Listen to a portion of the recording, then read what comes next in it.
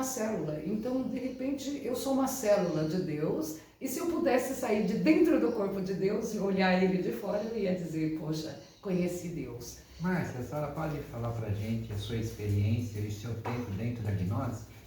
Posso. Bom, dentro da gnose, acredito que eu já nasci dentro dessa existência, já dentro da gnose. Porque desde criança eu já tinha esses impulsos.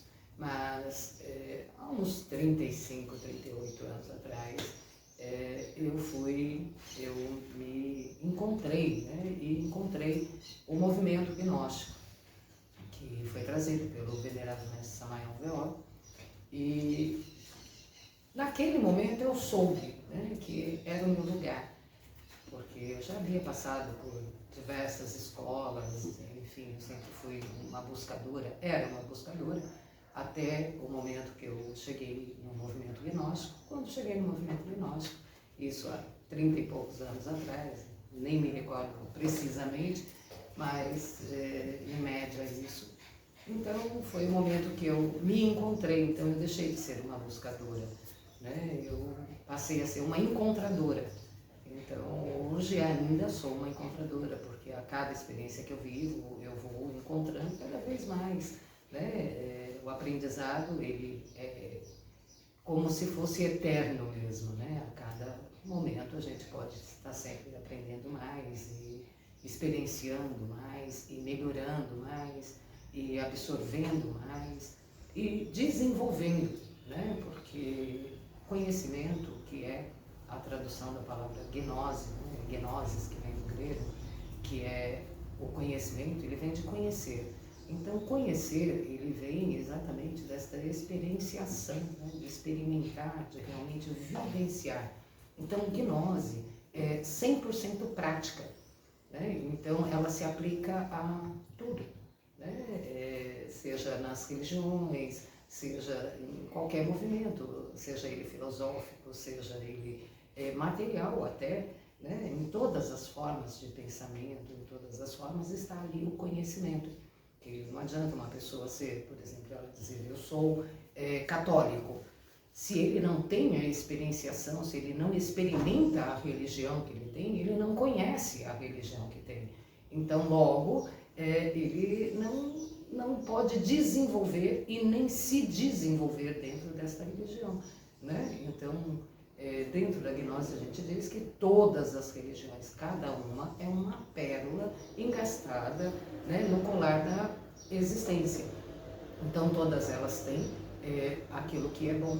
Então cabe a gente encontrar isto, o que é bom. E este encontrar é o que é ser gnóstico. Márcia, dentro desse processo da sua caminhada, qual foi a experiência mais marcante que a senhora reconheceu que de fato esse é o seu caminho? Olha, foram muitos. Ao longo dessa jornada, né, depois que eu encontrei, eu tive diversas experiências que foram muito marcantes, mas uma delas realmente me marcou muito, porque foi quando eu compreendi verdadeiramente, né, a mim mesma e compreendi o processo de ser um gnóstico. Até então eu era uma aspirante à gnose, porque quando a gente fala eu sou gnóstico, essa palavra é muito exigente, né? Ela exige muito, ela tem todo um contexto, né, por trás dela. Então eu era uma aspirante à gnose, né? E neste momento, quando eu vivenciei isso, realmente eu passei a compreender o meu processo, em primeiro lugar, e aí vi que a partir da compreensão de mim mesma, eu conseguia compreender agora um tanto, né, de outras coisas que eu nunca nem tinha estudado, que foi em relação ao meu trabalho, né, meu trabalho físico mesmo, né, eu trabalhava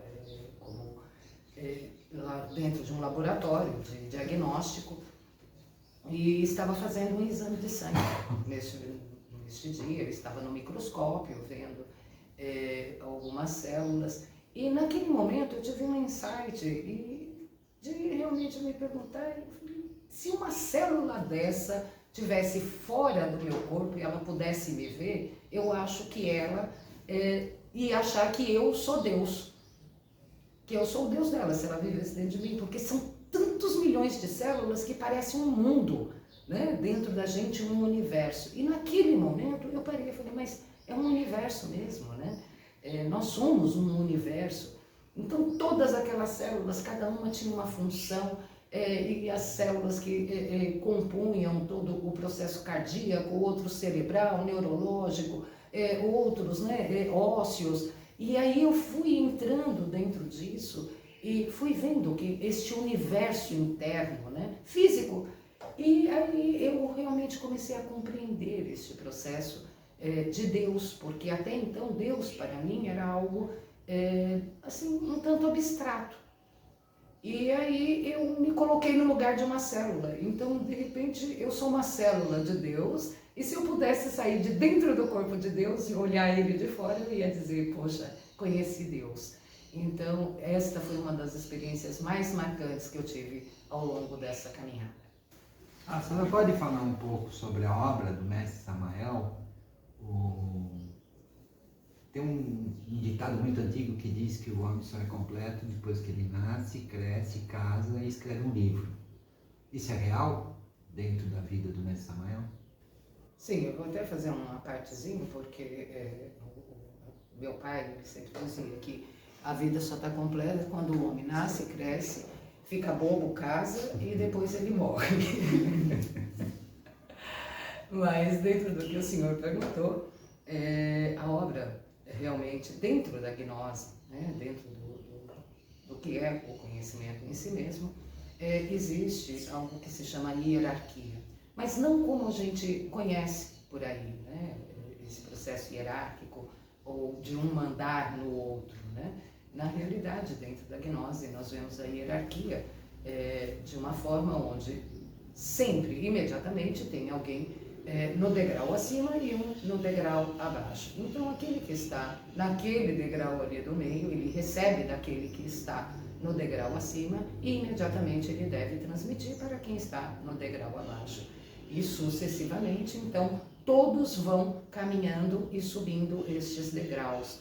Então, o mestre, dentro da gnose, esta obra, por exemplo, do mestre Samael, ela nos diz que ao ir atingindo um degrau para a gente se retirar daqui, né? Tem muita gente que só paz e sossego, ir para o nirvana, ficar lá iluminado, mas ele deve deixar uma obra, né? E o que é essa obra? Pode ser um livro, né? Ele pode escrever um livro para transmitir o seu conhecimento, ele tem que ter uma obra onde ele possa transmitir.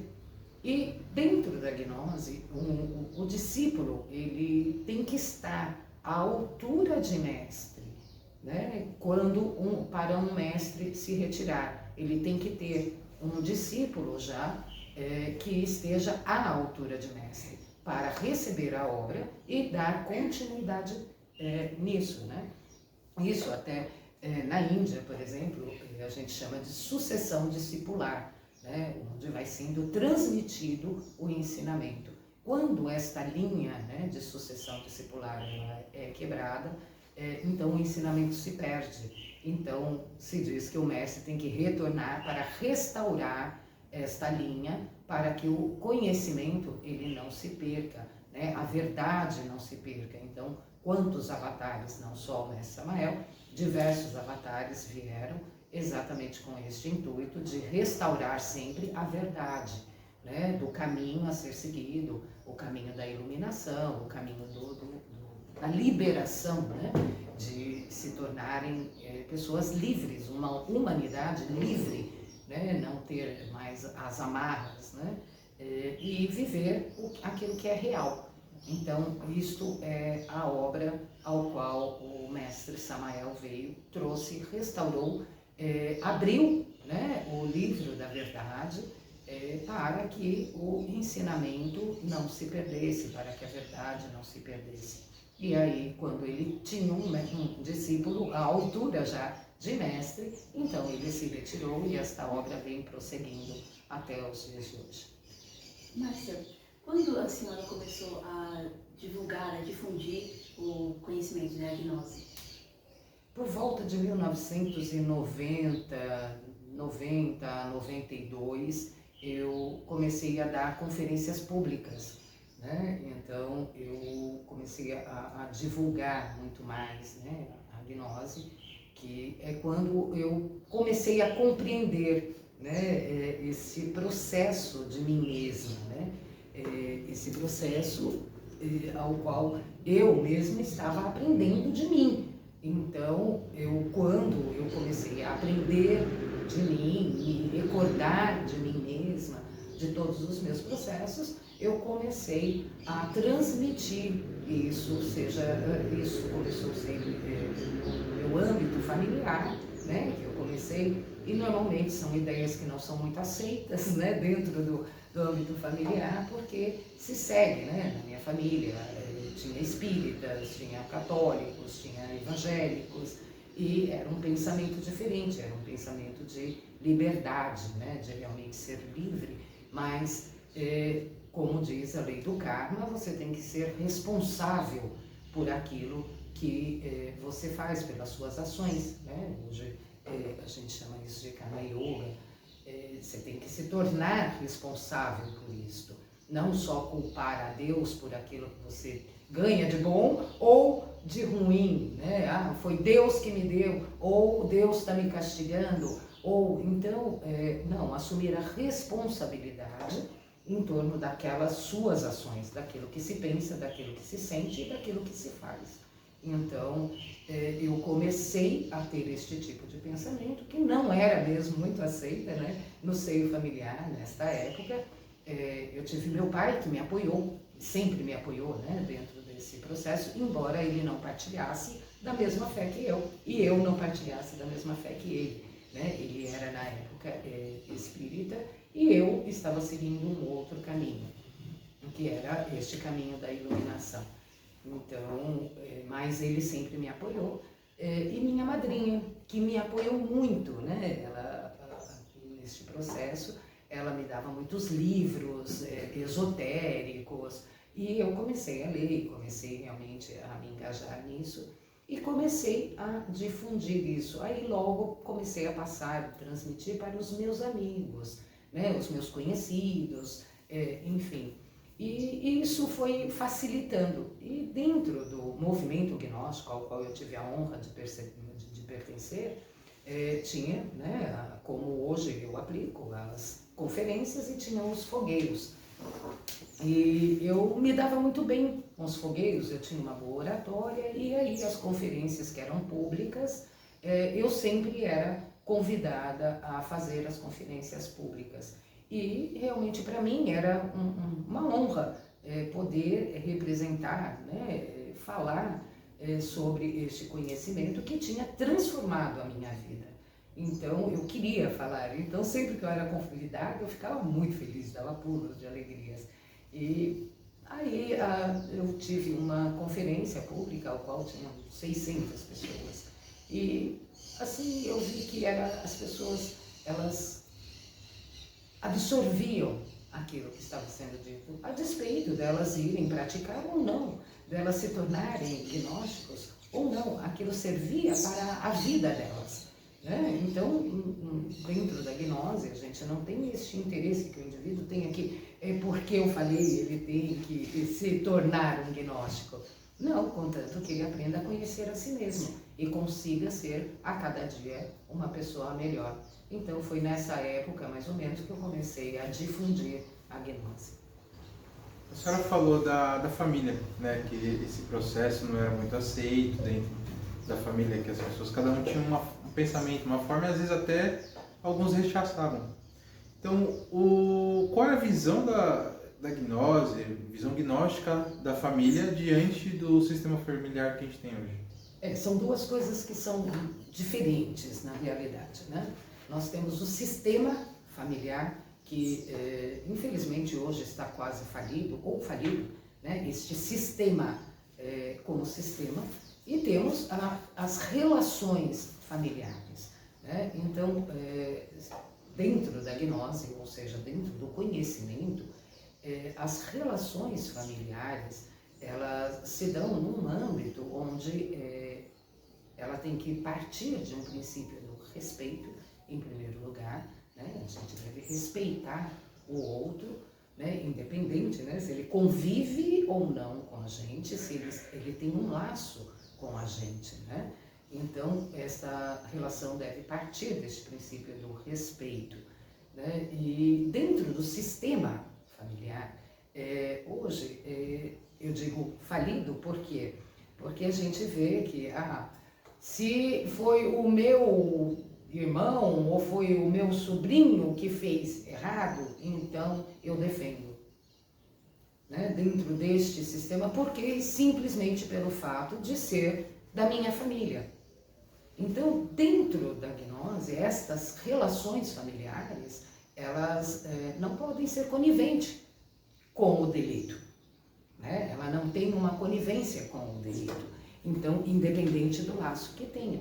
Então, a gente parte sempre do princípio das virtudes, aquilo que é virtuoso. Então, que é o respeito, a harmonia, a amizade, dentro de uma relação familiar, né? Agora, este sistema, como vem, né? Então, tudo aquilo que era feito pela família, então é encoberto. Isso não está de acordo. Então, este sistema, para mim, ele é falido. Agora, as relações que se sustentam sobre as condições virtuosas, então sim, ela pode ser familiar ou não, porque a família é a humanidade toda, partindo até do princípio de Jesus Cristo, quando ele disse essas mesmas palavras. Minha família é a humanidade toda, porque de fato, quando a gente compreende quem somos de verdade, quando a gente se reconhece de verdade, a gente vai ver que o outro, ele é exatamente um irmão, né? Ele vai enxergar o irmão no outro, independente da condição e o grau que ele se encontre naquele momento. Partimos todos de um mesmo ponto, de um mesmo lugar. Todos chegamos aqui da mesma forma. Então, a gente compreende que família é o todo. Hoje, 2024, né? O ano que nós estamos hoje, 2024, de todos esses ensinos, da prática em si, da gnose, o que a senhora pode me dizer? Como que foi agregado todos esses ensinos dentro do Centro de Terapias Integrativas União das Estrelas? Hoje, né, em 2024, nós temos, né, o Centro de Terapias Integradas, que vem de uma organização, que é a Organização de Conhecimentos Espirituais, né, que é o Céu das Estrelas. Então, esta organização de conhecimentos é exatamente isso. Então, o Centro de Terapias é um destes conhecimentos, né, porque gnose é isso, é conhecimento. Então, nós organizamos todos estes conhecimentos para que, no momento que a gente integre, né, este centro, a gente tenha à nossa disposição não só a forma de ver, de pensar, de sentir e de agir. Então, como colocar em prática? Porque sempre eu vi muito ao longo, né, da minha caminhada, eu sempre via muito as pessoas sempre apontando muito o dedo. Isso é errado fazer, isso é errado. Mas então, e o que é certo? Né? Então, e como é que faz o certo? Né? E poucas pessoas têm essas respostas, né? Então, eu vejo que a gnose, ela nos responde isso. Ela tem esta resposta. Então, eu criei este centro exatamente para isso, para que a gente tenha respostas. Porque perguntas, eu acredito que todo mundo tem aos milhares, mas encontrar respostas que é um pouco mais difícil. A gente pode encontrar muitos paliativos, né? Como eu mesmo encontrei muito na minha vida, ao longo da minha jornada, mas que não sobrevive a um porquê. Então, eu queria que fosse algo muito mais profundo, né? Então, eu integrei todas estas práticas, os grupos de estudo, para que a gente pudesse, cada um, poder conhecer a si mesmo. mas ele sabesse como, né? Ele pudesse ter um caminho para poder chegar a isso. Ah, a gente precisa se conhecer, tá, mas como que eu faço isso? É lendo? Tem algum livro que fala como é que eu me conheço? Então, não tem. Este livro está escrito dentro de cada um. Então a gente precisa aprender a ler de si mesmo, ler dentro de si, porque este é um conhecimento de cada um, porque ele vem da experiência, da experienciação, das experiências que cada indivíduo viveu. E cada um viveu em uma cultura, em uma época, cada um viveu dentro de um seio familiar, onde ele recebeu um tipo de educação, ele conviveu com pessoas diferentes. Então, cada um tem o seu próprio livro, né, que está sendo escrito estas páginas. Então, ele precisa aprender a ler aquilo que ele já escreveu neste seu livro interno e também precisa aprender a escrever o que virá nas próximas páginas. Márcia, a senhora então estamos dizendo que a gnose é um conhecimento. Então, esse conhecimento está presente em todas as grandes religiões? Catolicismo, islamismo, hinduísmo, judaísmo.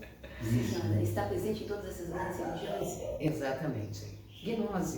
A gnose é universal, né? Então, por ser universal, ela está presente em tudo. Como no princípio aqui da conversa, eu dizia, não adianta a gente dizer, eu sou católico se eu não conheço a minha religião. Então, se eu me aprofundo nela, eu vou ver que ela tem uma essência. Eu vou conhecer esta essência.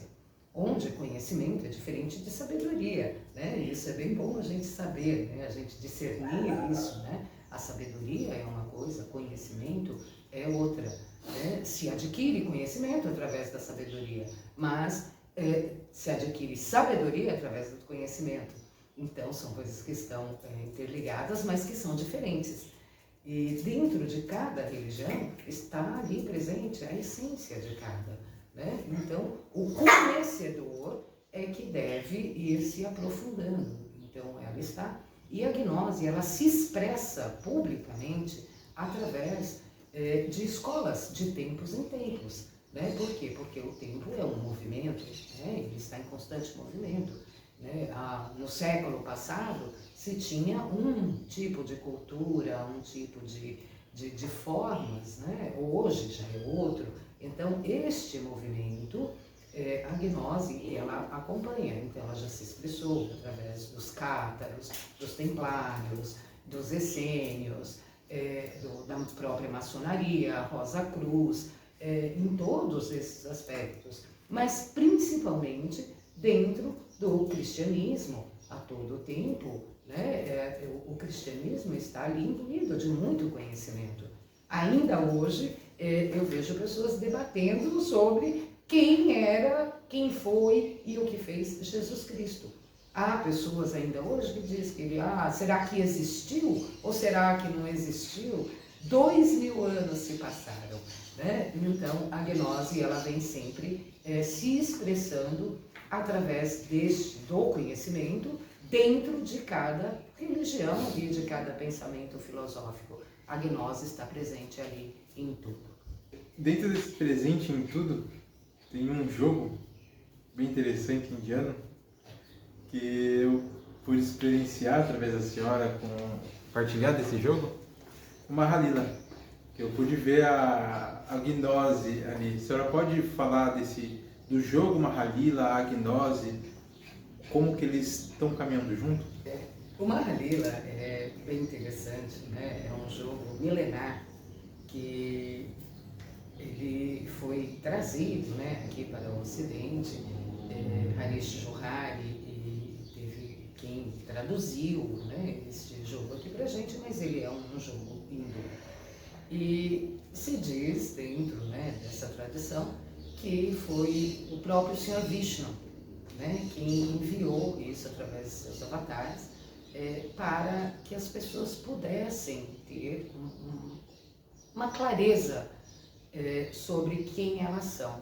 Então, traduzindo isso, o Mahalila é um mapa, né? É um mapa da nossa própria consciência, como é que se dá a fonte, né? E a raiz de cada uma das energias que a gente tem dentro, carrega e muitas vezes nem sabe, né? Às vezes, hoje, uma pessoa tem uma série de infortúnios, isso não dá certo para mim, relacionamentos que nunca dá certo, mas eu sempre me relaciono, na hora que eu vou ver a pessoa não dá certo, mas tem uma raiz, tem uma causa. Então o Mahalila é esse mapa que vai conduzindo a gente até aquela raiz, né? Como eu disse, do Karma Yoga, aqui hoje nós estamos só dentro da sequência, né? Cada ação que temos, consequência. Então, ela sempre tem esta sequência, né? Todas as ações.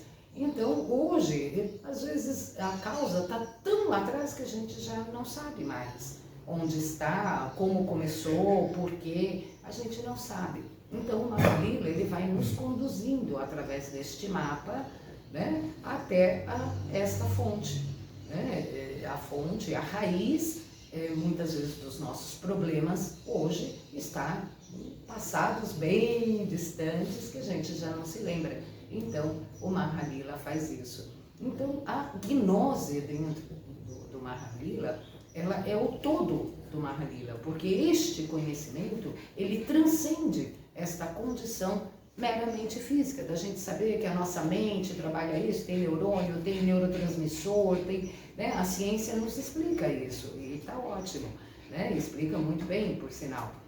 Mas existe algo além disso, né? Desses neurônios, de todos esses processos. Então, como é que nós criamos, né, essas relações? Então, tudo isso faz parte deste conhecimento transcendental, que transcende esta forma material e física ao qual a gente está habituado, né? A gente olha e vê e tal. Então, a gnose, ela se apresenta exatamente dentro deste processo, que transcende isso tudo. E o Mahalila é exatamente este jogo da vida, né? O grande jogo da existência, né? Porque esta existência, na Índia, a gente diz que é uma lila, né? Nós estamos vivendo lilas, né? Essas lilas, cada situação que se apresenta, que às vezes a gente se vê enrolado, se vê meio...